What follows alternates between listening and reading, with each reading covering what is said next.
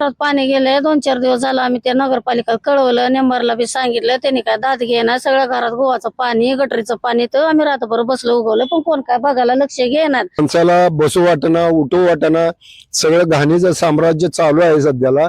आमच्या तर घरात पाणी आहे. आम्ही तर शिवसाहेबापर्यंत जाऊन आलो, पण काही दादच घे नाही तर काय करायचं. 3 ते 4 दिवस झालं नगरपालिकेला तक्रार दिल्या, त्यांची गाडी आली, नुसतं येतेत बघून जातेत.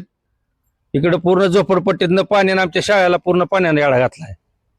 विद्यार्थी शाळेला येणार ते दोघं झालेत. आज तर 10 विद्यार्थ्यातले 2 शाळेत आलेत सगळे. आमच्या तर घराच्या मागणं सगळं पाणी घुसलं भैया.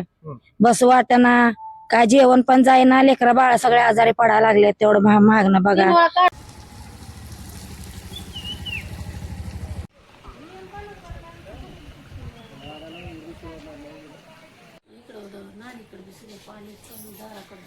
नमस्कार, पंढरपूर पीपल्स मध्ये सरचं स्वागत. सध्या आपण विस्थापित नगर मध्ये उभे आहोत. गेले 3-4 दिवस झालं पंढरपुरामध्ये पाऊस येत आहे. ह्याच्यामुळे चेंबर तुंबलेलं आहे. ते घाण चेंबरचं पाणी लोकांच्या घरात घुसू लागलेलं आहे. इथल्या रहिवाशांनी पंढरपूर नगर परिषदेला तक्रार करून सुद्धा पंढरपूरची नगर परिषद दखल घेत नसल्याचे दिसून येत आहेत. याबाबत स्थानिक नागरिक आहेत, आपण त्यांच्याशी बोलणार आहोत, त्यांच्या प्रतिक्रिया जाणून घेणार आहोत. काय सांगताल, घरात पाणी गेलंय? घरात पाणी गेलंय 2-4 दिवस झालं. आम्ही त्या नगरपालिका कळवलं, नेंबरला बी सांगितलं, त्यांनी काय दाद घेणार. सगळ्या घरात गोवाचं पाणी, गटरीचं पाणी. तर आम्ही रात्रभर बसलो उगवलं, पण कोण काय बघायला लक्ष घेणार.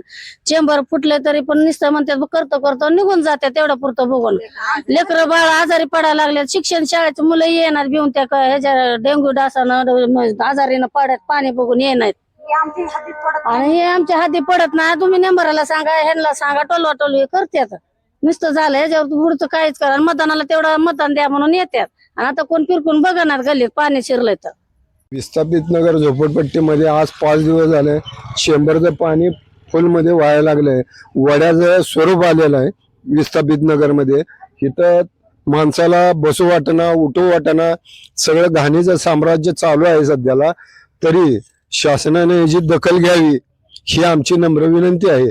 तरी इथं लहान लेकरं, लेडीज, जेंट्स, वयस्कर माणसं आहेत, त्यांनाही त्याचा त्रास व्हायला लागला. सध्याला नाक बांधून पाण्यातनं वाट काढत चालायला लागतंय.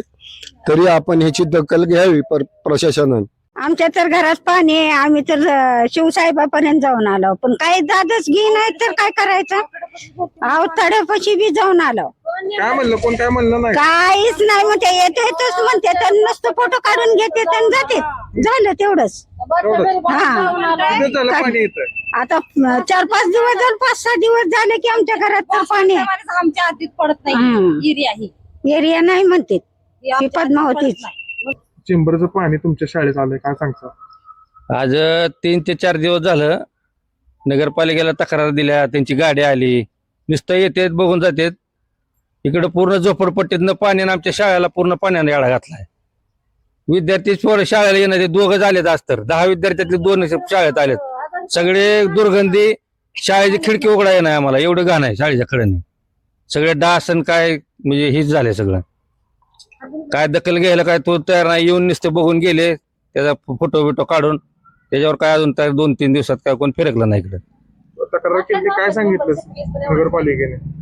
काय येऊन गेले नुसते बघून. ते नाही ते तिकडे सांगते तिकडे चेंगरमध्ये दगड अडकलाय, तिकडलं चेंबर जाम झाले, मग इकडलं हे झाले, असं काहीतरी सांगून जात कारण. आमच्या तर घराच्या मागणं सगळं पाणी घुसलं भैया.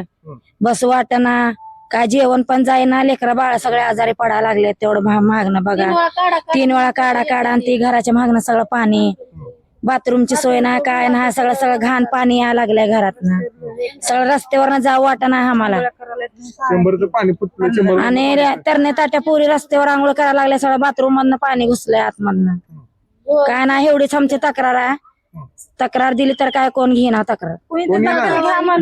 नगरपालिकामध्ये ह्याच्याकडे आम्ही गेलो ना, मेंबरकडे. आमच्याकडे कोण मेंबरच येत नाही. तर आम्ही बी मतदान करतो, आमचा बी हक्क आहे असं बोल थोडं.